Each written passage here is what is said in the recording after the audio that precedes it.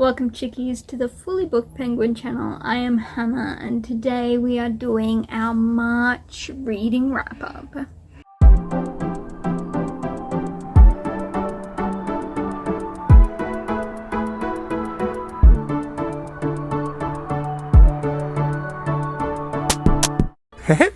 Now if you can hear construction sound, if you can hear traffic, if you can hear birds, if you can hear the breeze, they're all unavailable right now.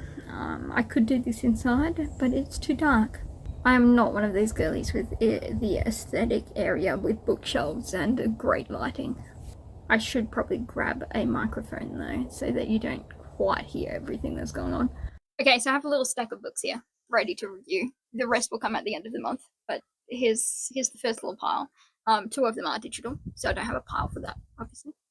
Okay, so first up we have Drake Hall by Christina Baehr. It is the second book in the Secrets of Ormdale series, and we are following Edith as she becomes the Keeper of Worms, or the Dragon Keeper.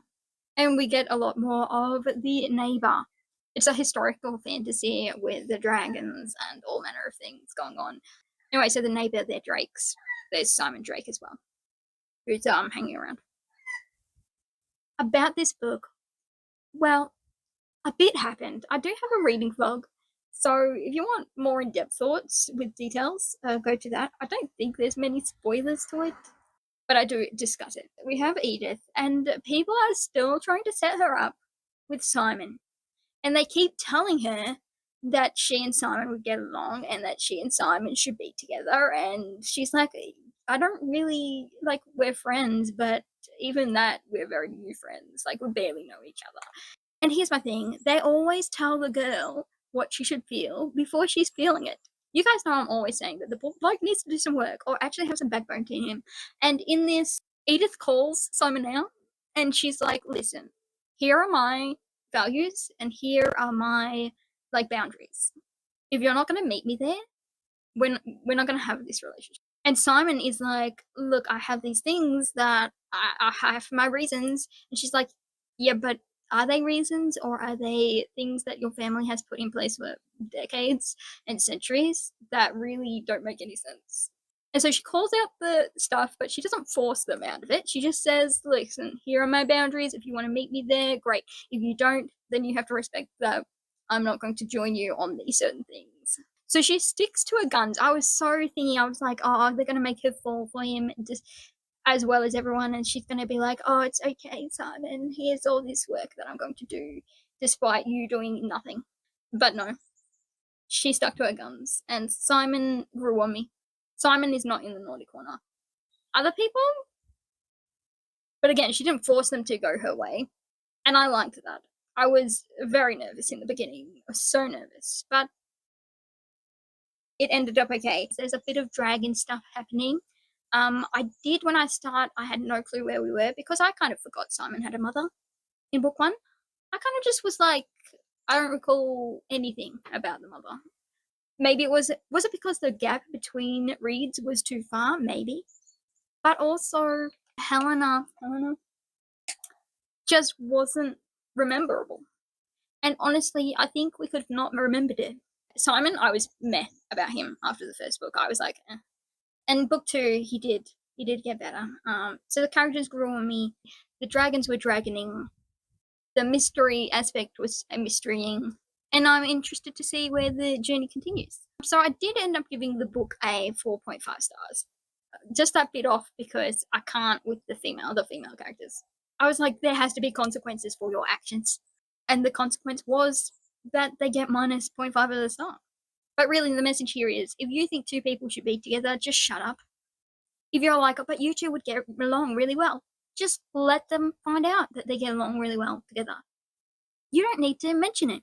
In fact, you put a stumbling block. You make them be like, maybe we shouldn't.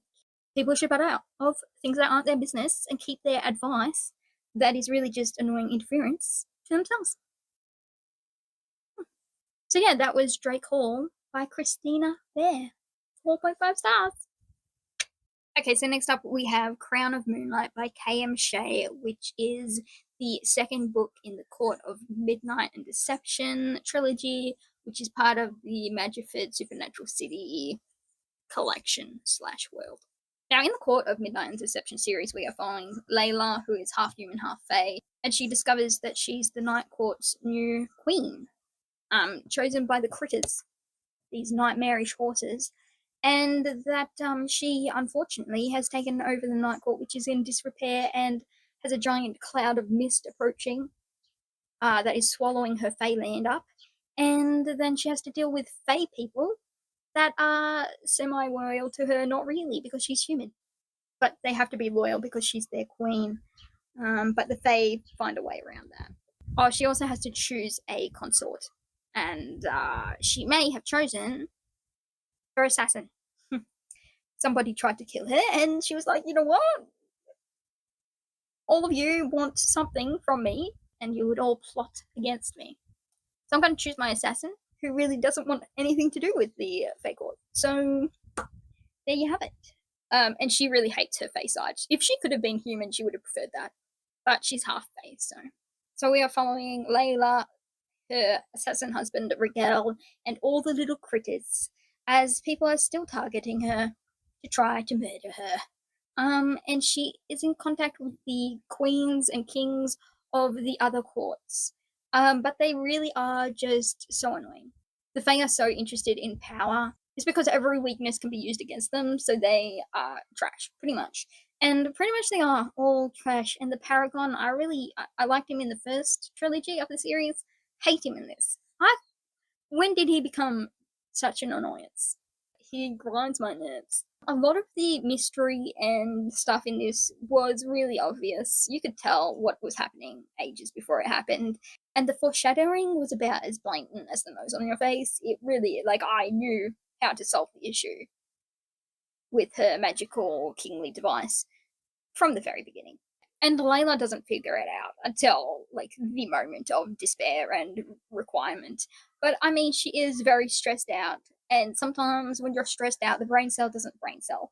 And so you can't really blame her too much. I do love her. I love the creatures.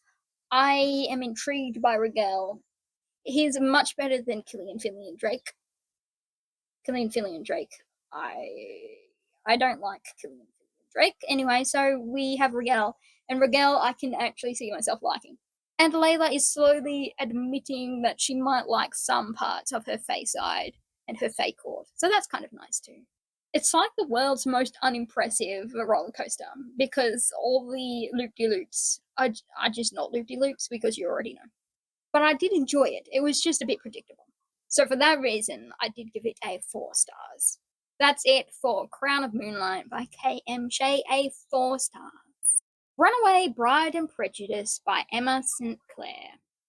It is a hockey romance, and it has the tropes of coach's daughter and the shared room trope, I suppose.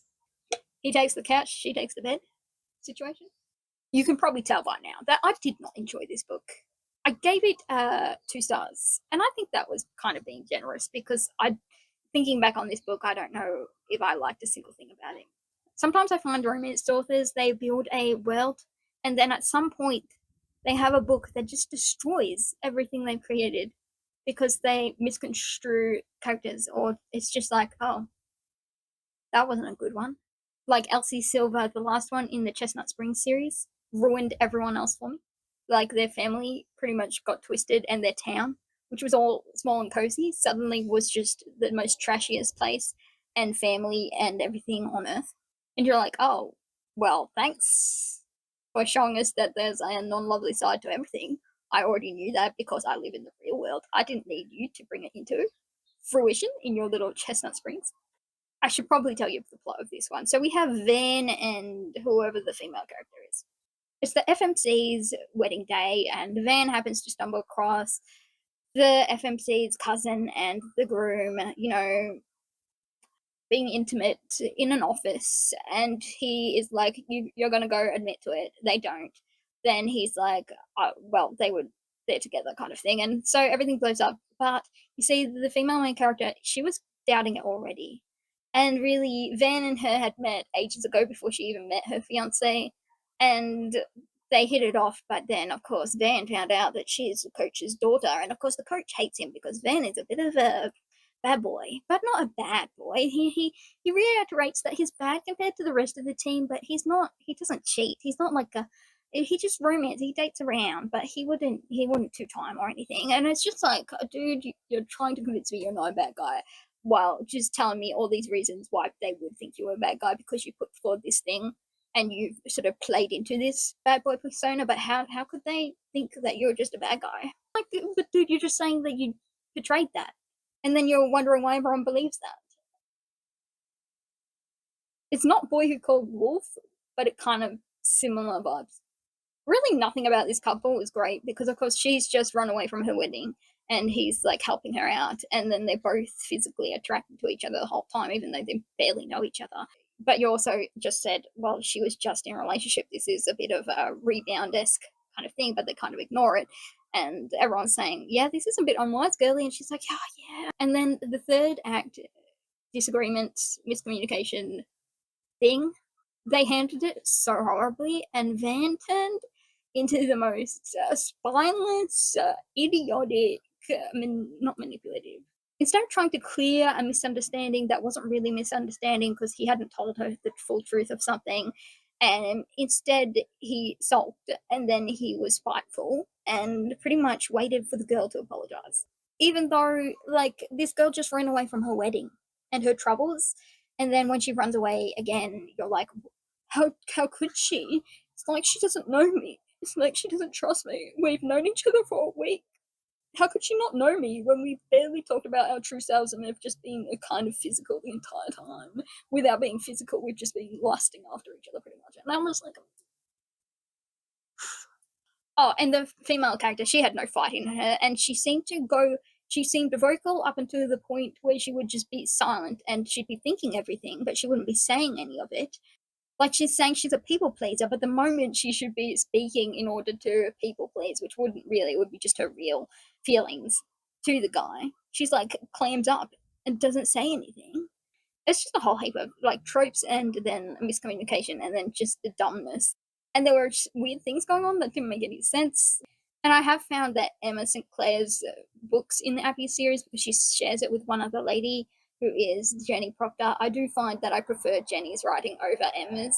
And she said that Van's story was her favourite and her most looked forward to one. And Van's story is literally so bad. So I gave it 2 stars, but I don't even know if it's really 2 stars. Pretty much the last third, I just wanted to skim through because it just was not good. Even the team that you get attached to and are married and everything, and you think that maybe they should have a little bit of thought in their brain, they all are trashed as well. So you feel like, oh, well, thanks for ruining all those ones for me too. So for Emma St. Clair's Runaway, Pride and Prejudice, which is the 5th book in the Appy series, it gets a 2 stars. Alright, next up we have Yona of the Dawn, volume 29 by Mizuho Kusanagi. And it is about Yona, who is a princess. She gets betrayed by someone because her father is killed by this person. And she runs away with her bodyguard Huck, and they go in search of these dragons. And pretty much Yona strives, not really to take revenge, but to help out her country, which she realizes is in disrepair and is surrounded by war on all sides. And it's really not a good position to be in. Everyone's hungry, starving, some addiction, different things going on. And in this one, our Yona gets kidnapped, and Huck is really one of the main focuses in this one. And it was so nice to see some of his story, some of his thoughts, how he's attached himself to his little clan as well, and really his growth and his all smarts, because he's always been very strong. But in this, it sort of shows his inner honor, his dedication, his loyalty, and I love it.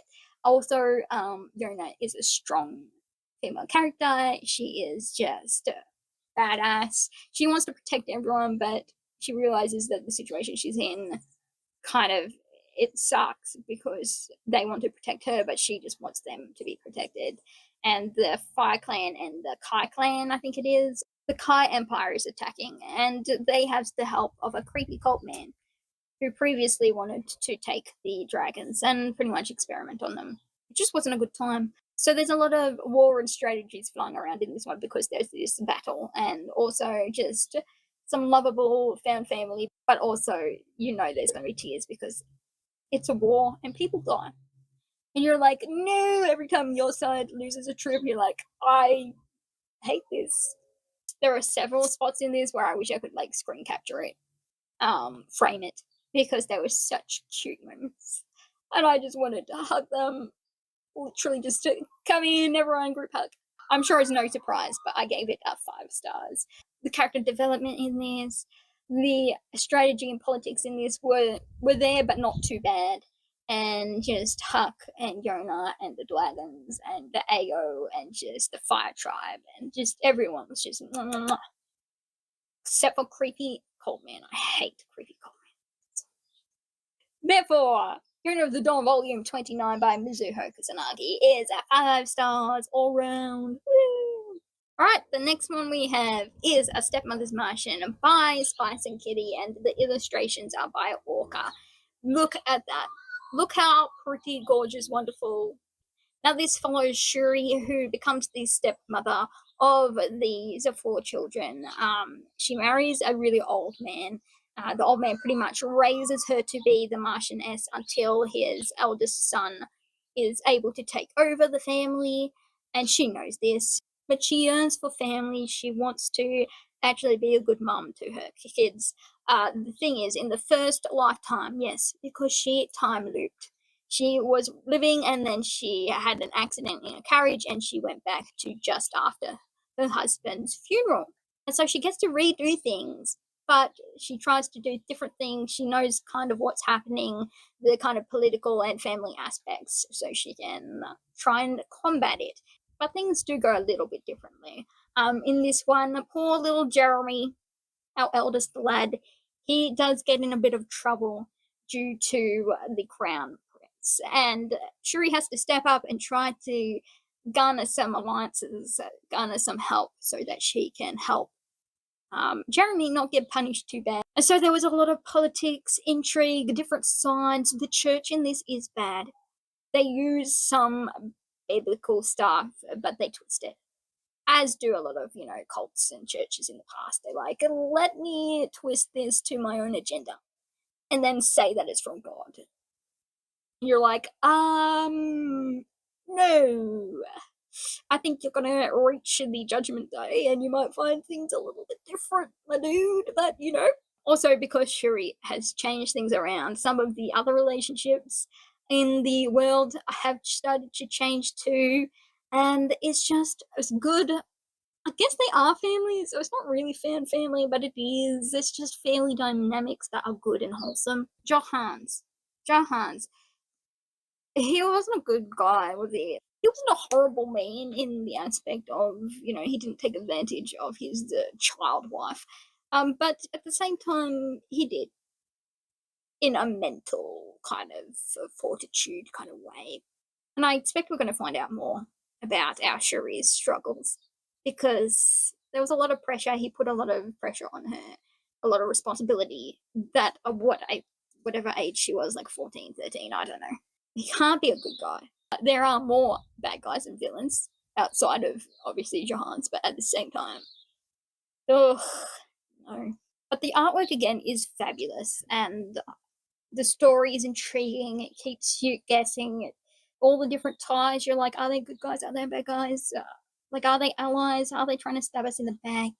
Can we trust this person? All their dynamics is funny and wholesome at the same time. It's beautiful. It's truly beautiful.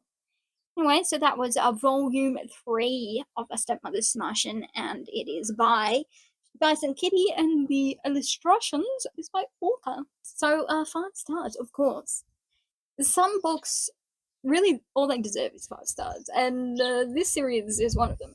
100% recommend it to anyone who likes a bit of intrigue, family, slight romance, just fun time. Now, in the latter half of March, I did fall into a terrible book slump. Really, I think it began with Runaway, Bride and Prejudice. It was just so bad that I just was like, nothing appeals to me anymore. And then I read my manga and manhwa, which were excellent. But yeah, I struggled, and I just didn't have the energy. Let's be honest with ourselves. The energy wasn't there, and I just couldn't be bothered. But I did try to read a couple of books, and I did DNF 2 books. So we're going to go through the DNFs now.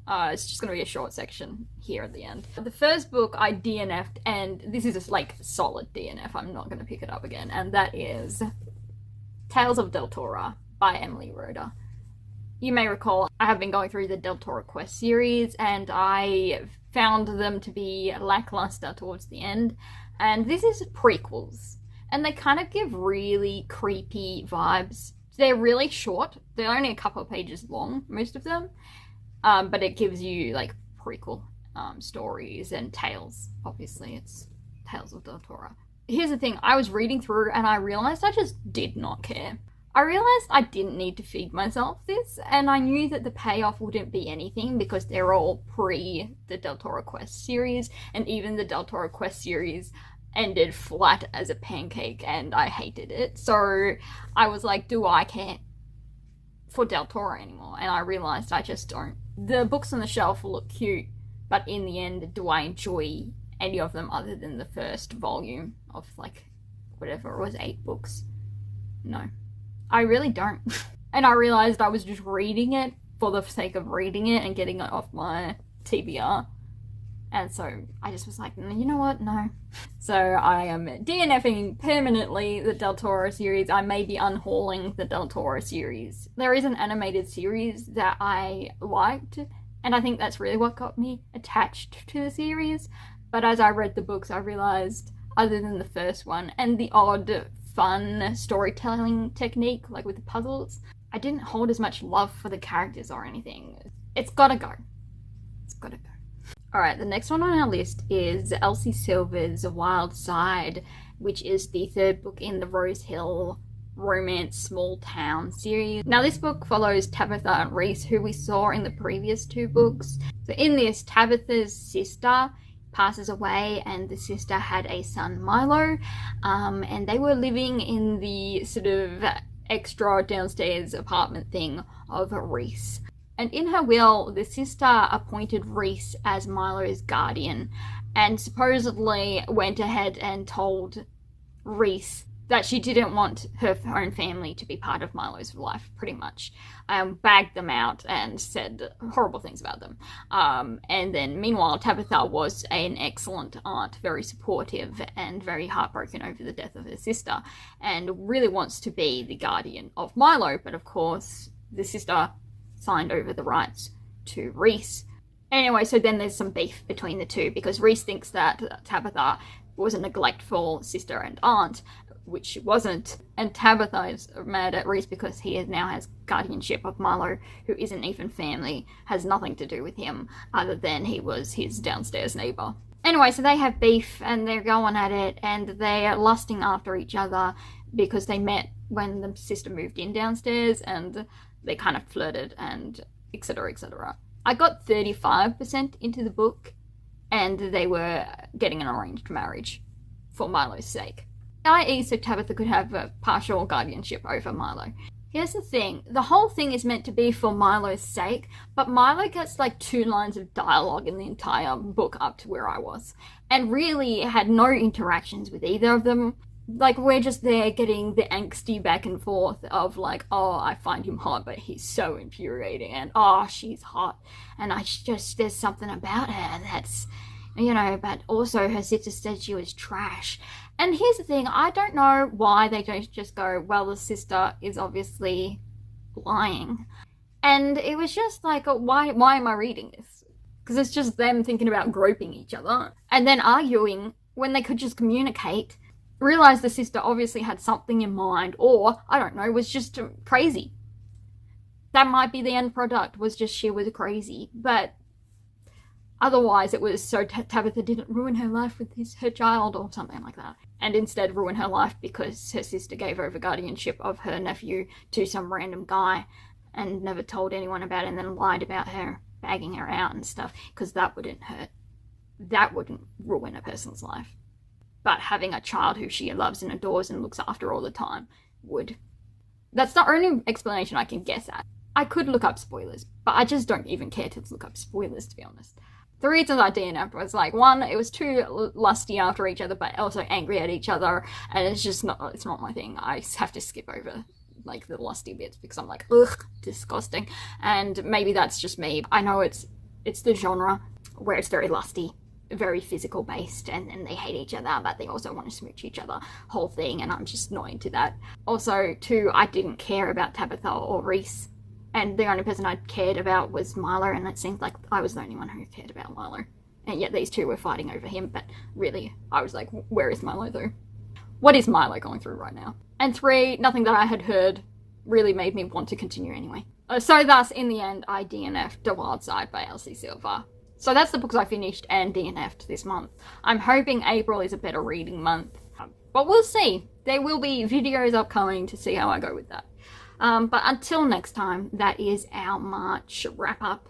The book slump is book slumping, and I'm not sure what can get me out of it, but we'll try. So until next time, peace.